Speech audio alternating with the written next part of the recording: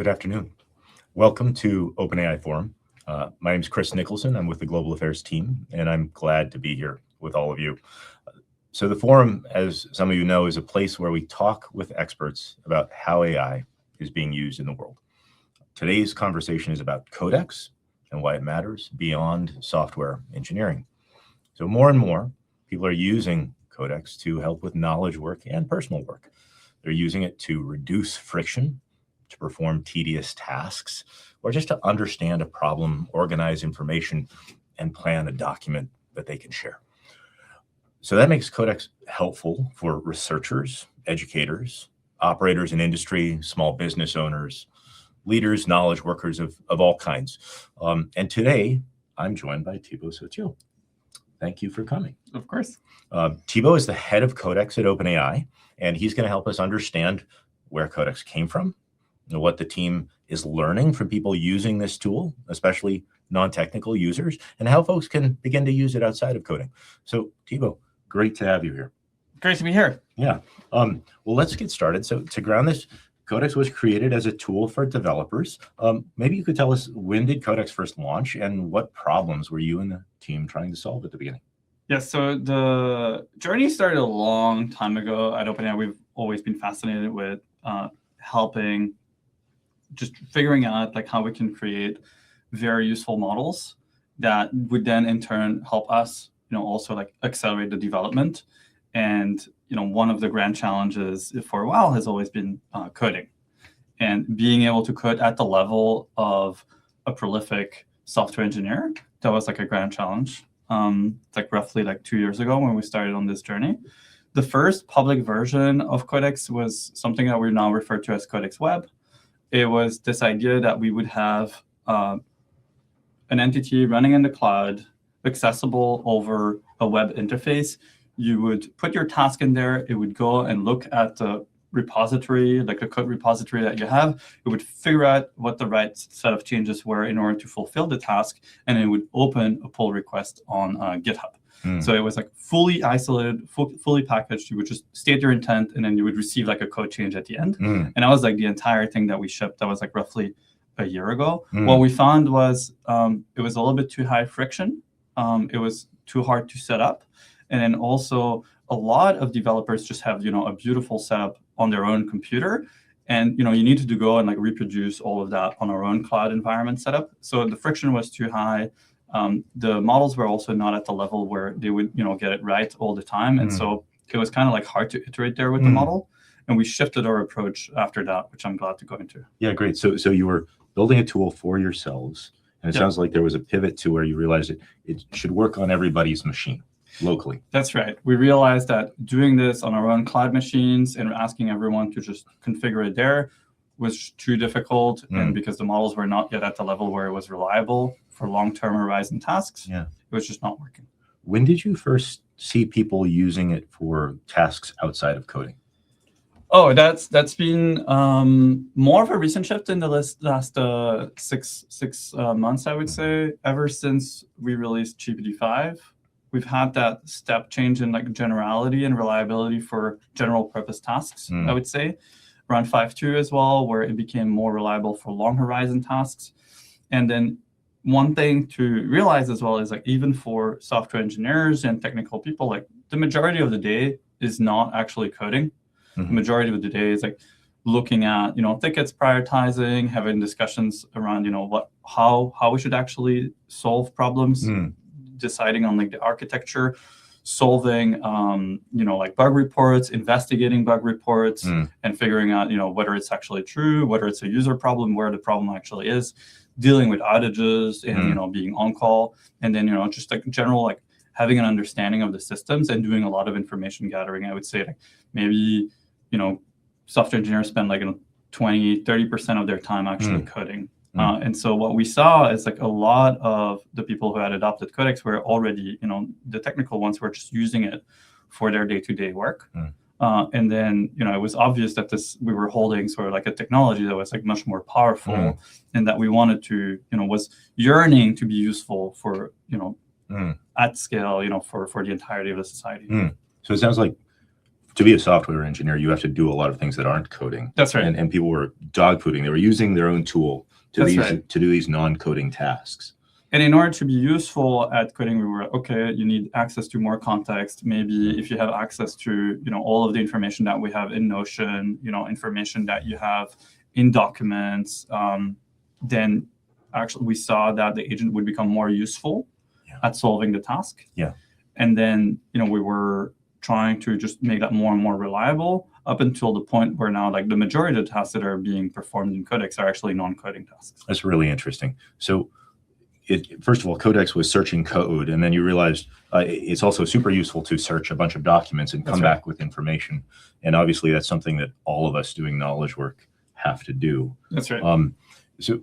So maybe do you remember the first moment when you were like, oh, this is actually going to be for everybody, right? When the ambition changed?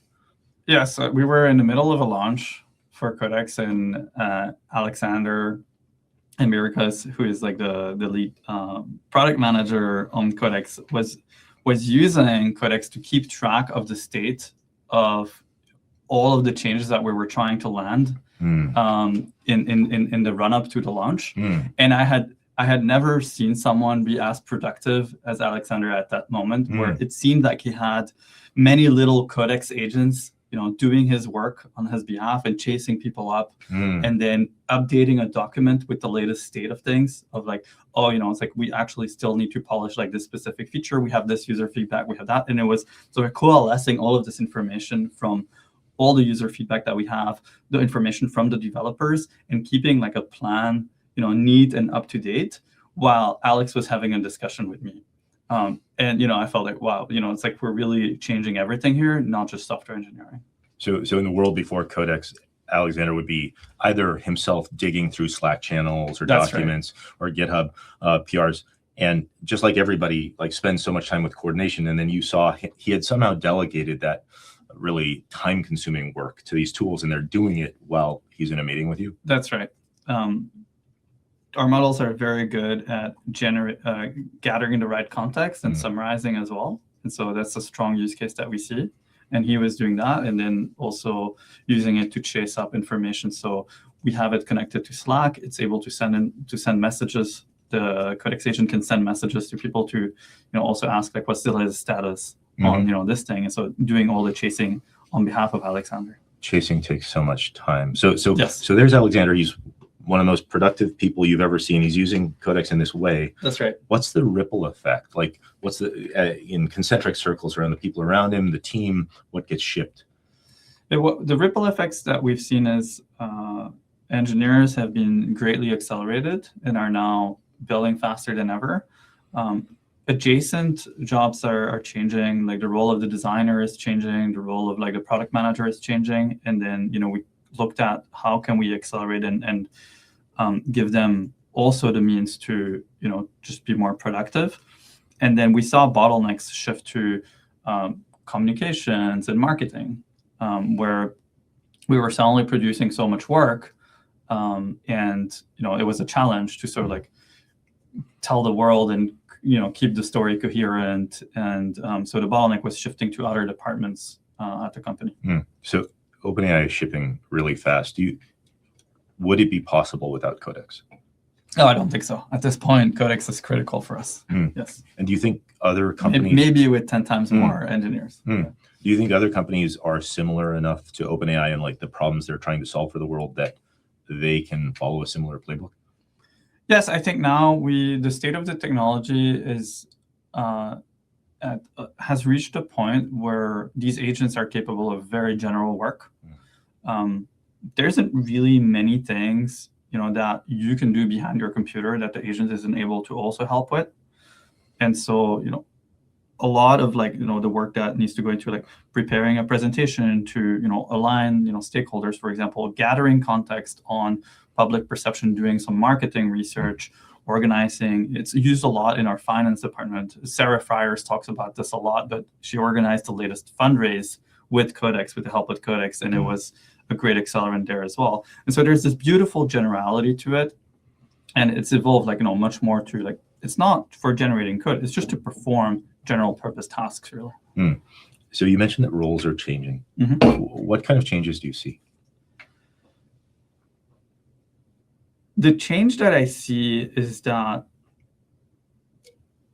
everyone has to deal with things moving much more quickly and adapt much more quickly as well. Hard problems, things that used to take days, now maybe take like a couple of hours.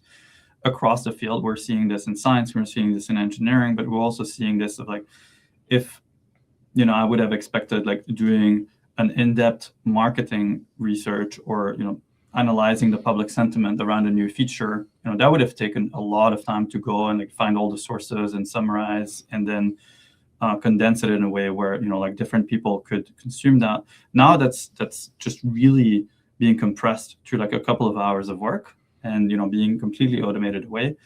It does mean that everything is suddenly like moving much faster as well. And you need to adapt to things, just the pace having picked up. People are able to do much more by themselves as well. And, there's something delightful about that too. It's like, it's very empowering. And so maybe before you were like, oh, I need to go and talk to someone about this. No, you can just do it. We're seeing this a lot on data questions, within companies where it's like you have a question about, oh, how successful are we in this market? Are we growing in India? What's happening in Korea? And then now everyone is just empowered, can ask Codex a question of like, hey, can you pull up the dashboard? I don't really know where it is, but like go figure it out.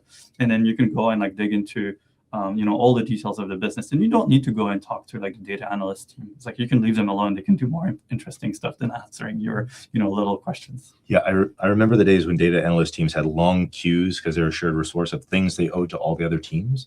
And as long as the other teams have access to the underlying data, that's right. Very often they can extract insights by themselves.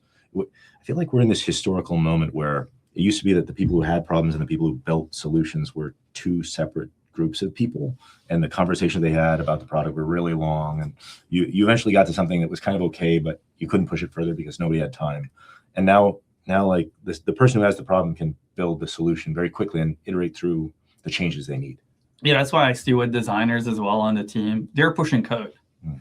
They're making changes. They're in there with the developers, shaping the product as they want to, like, to kind of bring the best out of it and create an amazing experience. They don't have to go and like convince, the engineering team, to prioritize like, what the engineering team probably feels like, are fairly minor changes. But, for our amazing designers, they're like, oh no, this is just really elevating the craft and the experience, for millions of users out there. And so it's very empowering to them too. It feels like we're kind of in this era of home-cooked, personalized software on so many levels.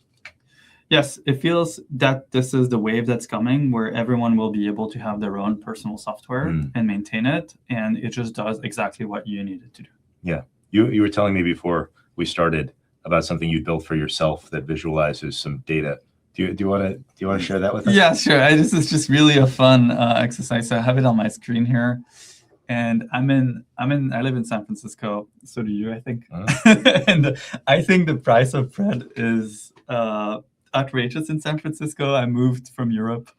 So I was like, hey, Codex, can you find like the best loaves in the city and create me a spreadsheet so that, I can understand like where are those loaves, where should I buy them, and, what's the associated price. And so it went and it worked for 5 minutes and it created this spreadsheet, which you can see here. Can we see that? Can yes. Everybody see that? Great. And so you can see you have Jane the bakery, you have Arzicold, you have Tartine. It has found like the different loaves, a little description, and the price. So it seems like if I want to go and find a good loaf of bread, a sourdough loaf, I should go to neighbor Big House, which is in Dogpatch. And then I was like, okay, it's great. I have the spreadsheet. I could have iterated on the spreadsheet and asked for more information, but instead I wanted to consume it in a bit of a more of a visual way. So I said, hey, how about you create me a web page? And so it did. And it just put all of these on a map here. So cool. I can and this is just really personal software that was created for me. This took 4 minutes for Codex to just generate. That's crazy. I can go and like, click around, and I could probably ask it to show me a picture of these loaf breads as well. And this is just, this was just done like in 10 minutes. I didn't even look at it. It was just a single prompt for me. And then the way that I like to engage with Codex, I would like to show you. I do everything over voice. So, hey, I'm in San Francisco. I'm really into bread. I want like a map of all the loaves that I can buy, and just please structure it with a little explanation of where I can buy it and like the price of the loaf. And then I don't even need to type anymore, and I'm just going to go and do that.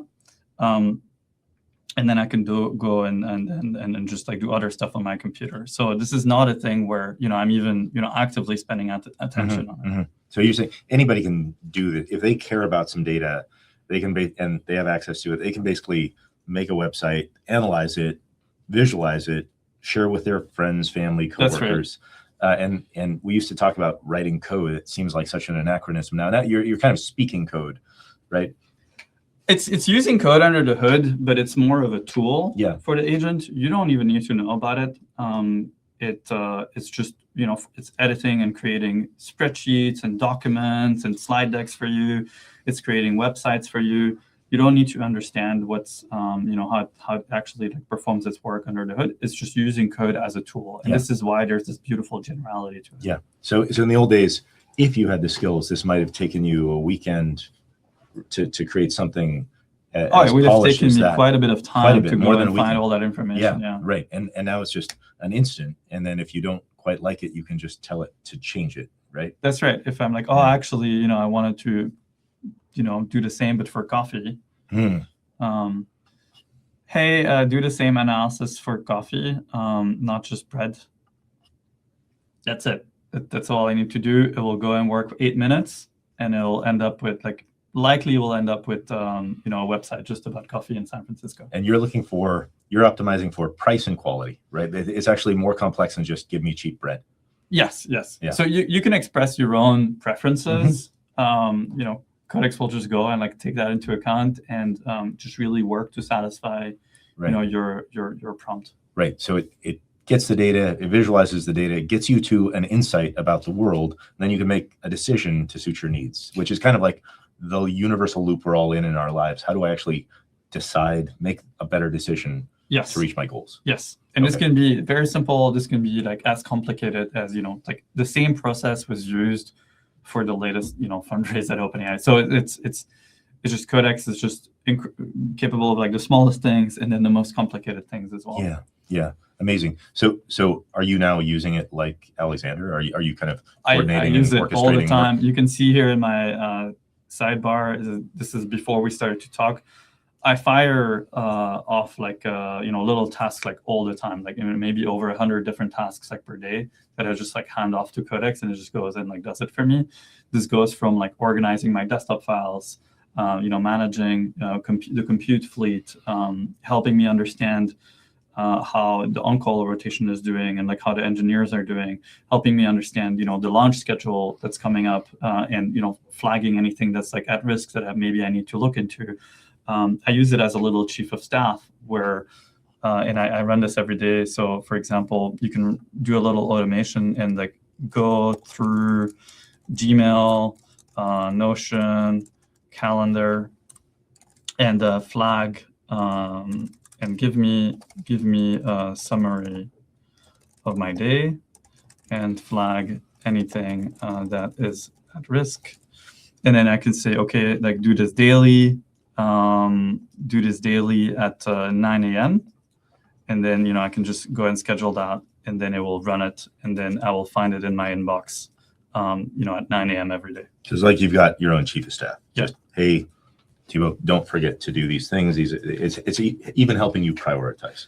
And that's right. It's helping me prioritize. It's helping me spend my attention where it matters the most. It's helping me also by, I don't have to go and do the small things, that would otherwise just take me time and maybe I would never get to.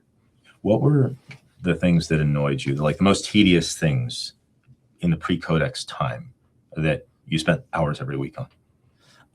The thing that annoyed me most was I would not do certain things because I felt I don't have the time to do it myself, but I need to go and annoy someone, to ask for this information. But I felt it was maybe not important enough to go and put this on someone's desk and be no, hey, can you help me with this question? So now I feel like, I can just, get the information that I want, have the little reports that I want. I can build all sorts of personal software that, I didn't have the time to do. So, it's just like a really, it just gives me joy because it is doing all the little tedious, things that were like a very manual on my computer before. And now I'm like, okay, I'm just in the Codex app and it's doing all these things for me. And I can just focus on, the things that I feel I actually want to think about. Yeah.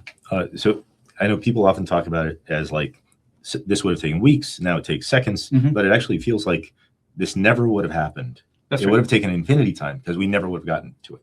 And now it's actually There's a lot of that. There's a lot of that.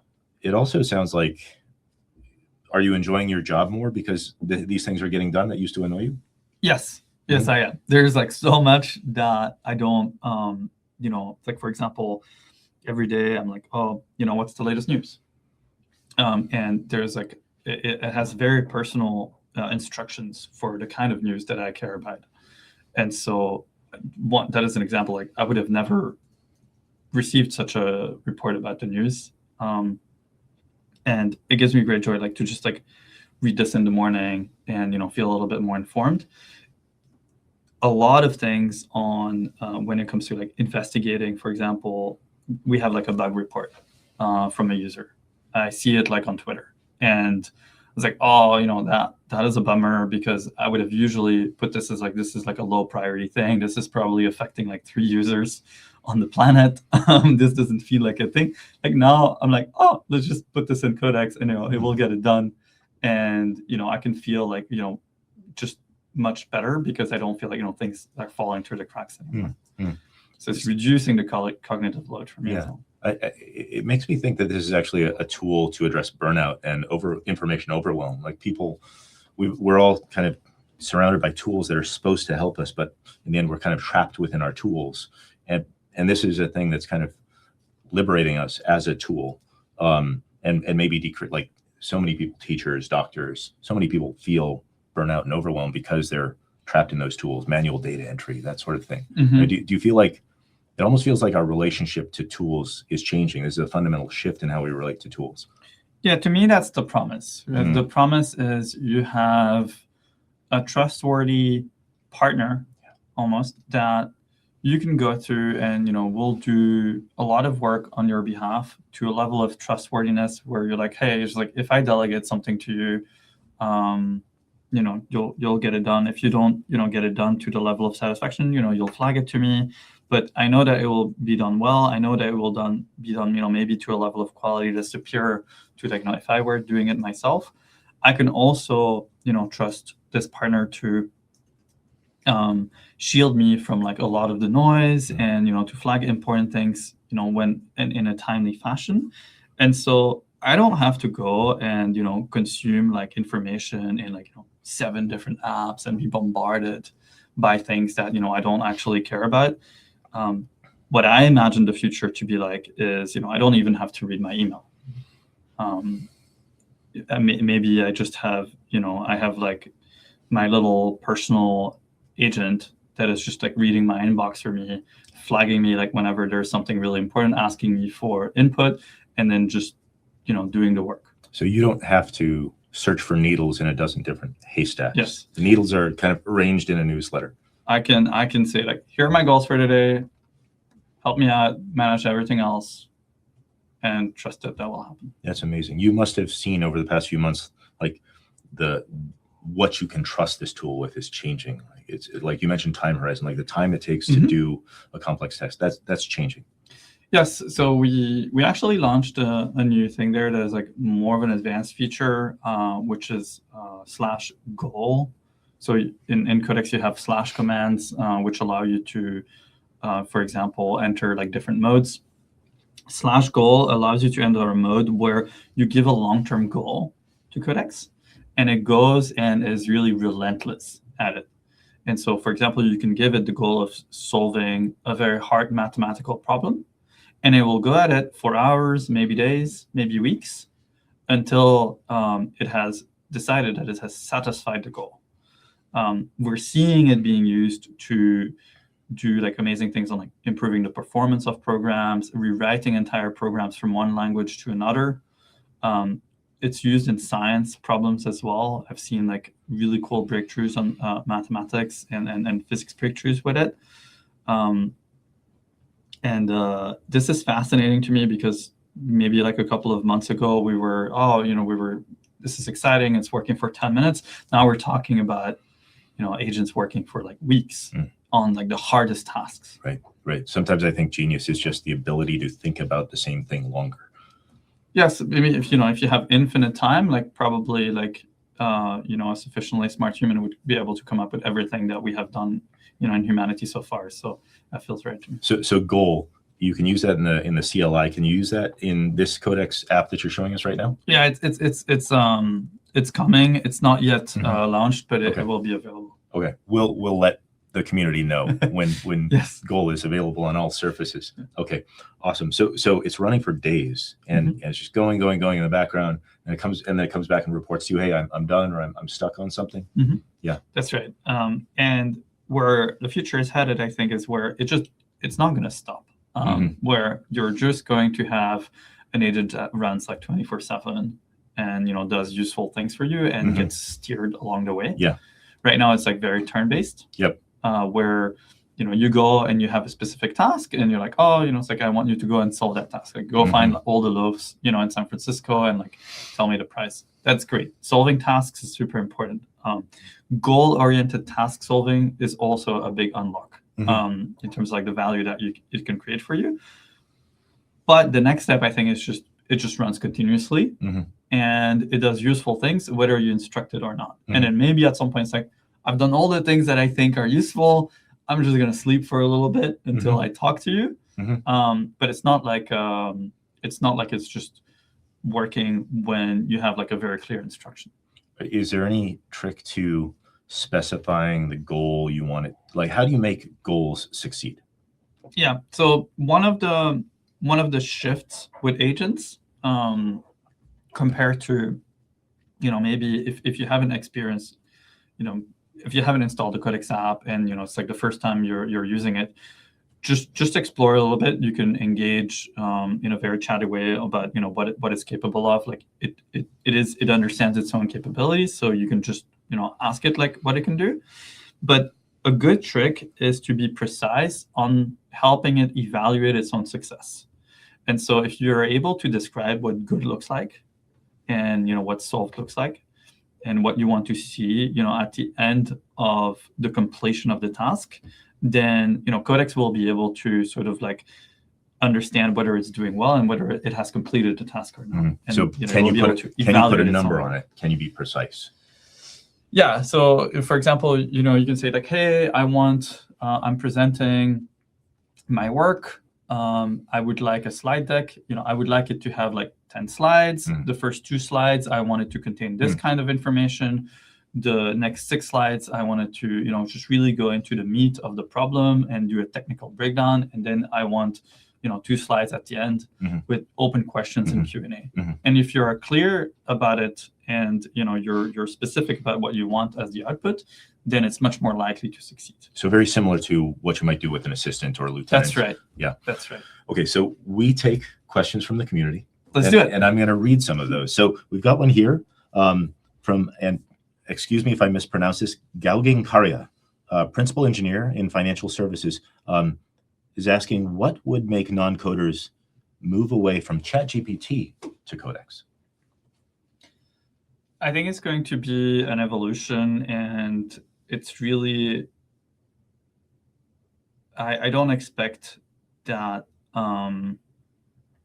everyone will want to move to Codex, but it is a nice complementary to ChatGPT. What I recommend to use it for is to do things for you. So anything that, where it's like manipulation of files on your computer, running things on like automation and doing things in the background every couple of hours, you can do that Codex. And ChatGPT for me is still my go-to for like, quick answers. Yeah, I remember the old days for me, I would be copying and pasting code from ChatGPT into a file or a terminal, but you don't have to do that anymore. The copy and paste era is over. Yes. Codex can just like work on the code and the data. Right? Yeah. And if you have, if you have like a file on your computer, you have pictures on your computer, just tell Codex like, hey, use this file, read it, and it can just do it. You don't need to go and like click on it manually. And, yeah. Okay, we've got one from Anastasia Chueva. What do you think becomes the biggest bottleneck in enterprise adoption? And then the choices are model capability, human trust, or organizational process design. I don't think it's a capability thing. The capability is there. That's not what's holding back adoption in enterprise. I think it's primarily trust, and for trust, it's about, is it safe and is it secure? If you have an agent just run around in your company and maybe delete sensitive files or upload information and send an email that contains and exfiltrates information that it shouldn't, people aren't going to use it. That's terrible. So we've been thinking a lot about that. By default, agents run inside of Sandbox with tight controls. Exactly that they are able to only access a specific portion of the file system. And so, you can constrain it to a folder, you can disable network access. We're giving a lot of enterprise controls. I think this is very key to continue to expand from there. There's also investments that we've done. It's on our alignment blog post. We call this feature auto review, where we have created an agent that is capable of reviewing the actions of the primary agent. And the way it works is that the primary agent, Codex, is incentivized to do the work for you. At times, it might take an action that is, maybe a little bit risky. And so you have another agent that sort of reviews every action that it's taking and flags and stops it if it's a high risk thing. And, I expect more innovations like this will be necessary. Like a referee or an umpire, that's against the rules. Yes. And be like, hey, stop right there. This is too risky of an action. I would like you to take a less risky action. So just to help the non-engineers in the audience, a sandbox, is that just like a folder in a file system? Do you say, don't go outside of this folder, just do things within this? Yeah, so that's right. It's similar to how you can think about, if you're in a company, maybe you only get access to information for one part of the organization that you're in. And people have different silos. This is the equivalent of a sandbox for an agent. You can sort of restrict what it can have access to and the set of actions that it can take. Yeah, and so a rule might be you can read this data that IT gave you access to, but you can't write back to it. You can't delete it. You can't change it. The data is preserved. Yes. But you can kind of extract and analyze it. Yeah. So for example, you could say, oh, you can only have read access to stuff. Yeah. Cool. Okay, we've got one. Jason DeLuca, owner and principal consultant, Crossing Point IT Solutions. What are non-developers doing that makes Codex work well for them? And what habits separate the people who are getting results from the ones who feel stuck?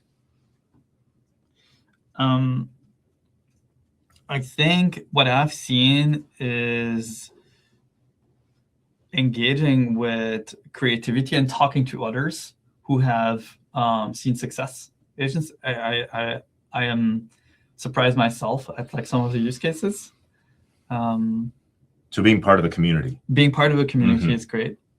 The second thing is trying to engage with it with precise instructions instead of being quite vague about what you want. And so putting some effort into just really being hey, this is precisely the outcome that I would like. We talked about this a little bit, but I would just really consider, agents to be, someone new who just joined the company, has no context about you, doesn't know what you like, doesn't know about your preferences. How would you engage with them? You would probably be, quite, you would probably give them quite a bit of information about where to find things, how to think about, relevant documents to read. And so often people forget about that. And then the third thing is connect a lot of different sources. So we have plugins for almost everything now. We have more than 100 different plugins.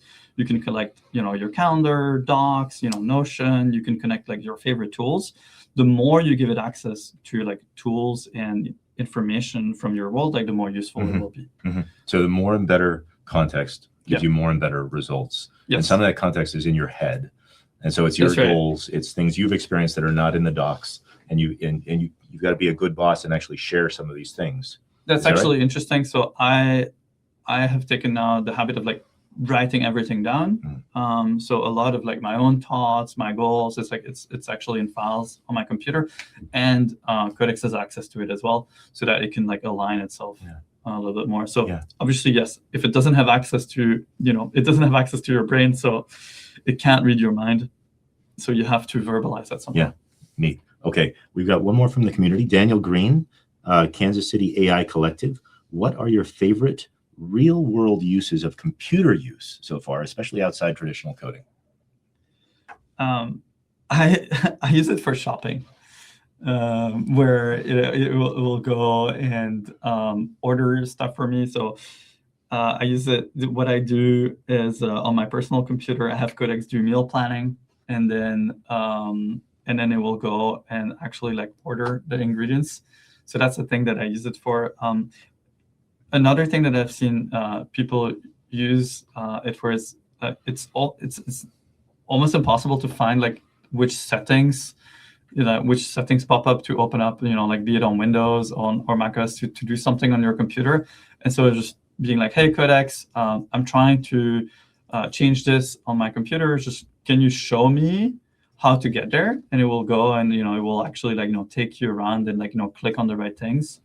And then you learn something about your computer.